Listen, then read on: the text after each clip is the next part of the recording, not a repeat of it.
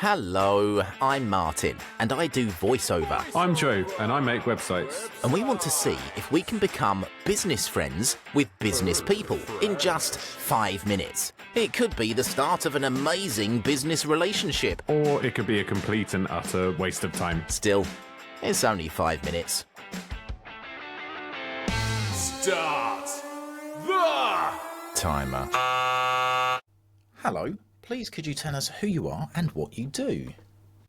So my name is Josef Stetter. I'm a corporate culturist and resume whisperer. Wow.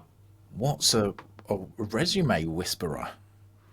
Yes, I've helped over 12,000 people land jobs in as little as 2 days, and I've now mastered with my AI the ability to write resumes that get a minimum of 95% matching on the top 10 AI resume scanners, the top 18 applicant tracking system, and the top 12 job boards in North America.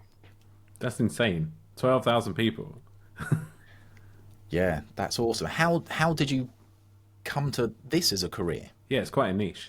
So I didn't know what I want to do when I grew up. So I've switched careers 9 times and jobs 18 times. And along the way, I kind of realized that what most people are doing in terms of finding jobs is wrong. So for example, on the resume, most people write that they know how to do something or that they have experience. So for example, a receptionist that comes and says, I know how to answer the phone.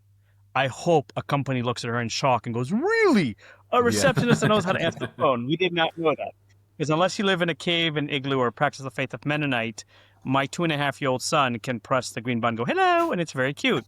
But if someone comes and says, I know how to answer 60 calls a day with 12 different lines, I can measure 60 calls a day with 12 different lines. So I started hacking, we'll call it the algorithm of what has existed for the past 100 years in terms of the standards for job boards and for everything else. And as part of me switching careers and trying to figure out what I want to do when I grow up, as part of being a generalist in recruiting, where I've worked with giants like Deloitte, Apex Pharmaceuticals, Tata Consulting Services, I kind of figured out where the gaps are, and that's kind of what I do in terms of helping people.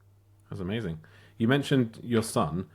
What would be your ideal job for your son when he grows up? I think that's the wrong question, because I want my son to find his passion and purpose. And so if he finds his passion and purpose, I will support whatever that looks like. It's not for me to try and put him into, a box and say, you should be a doctor, lawyer, engineer. Of course, because, you can be a game tester. You can be a game tester and make more money than, let's say, being an accountant and work less stressful hours. So I truly believe in exposing my kids to experiences and opportunities and let them choose their path of success. Nice.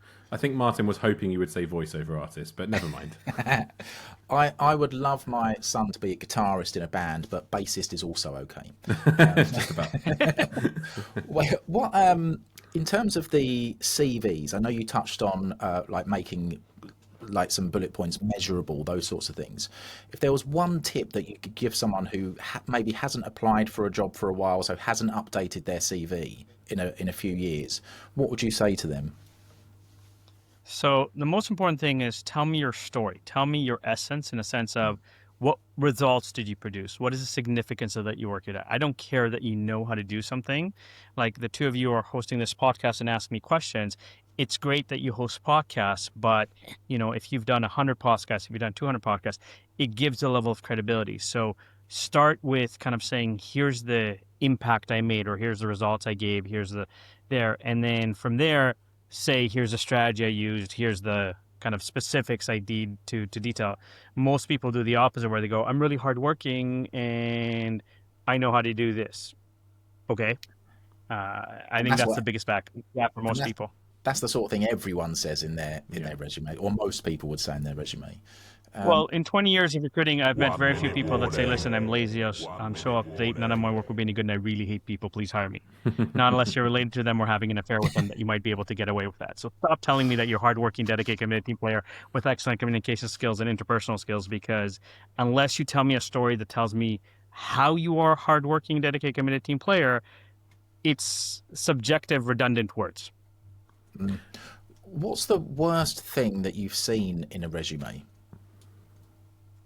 Oh, I have a collection of that. So some of them are, let's say, names where I appreciate that they're cultural names.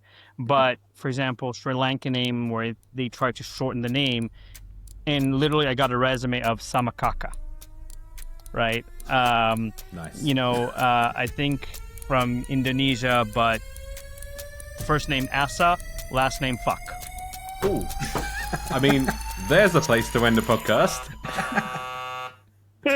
What do you think? Right, so Did we just spark a valuable new business relationship?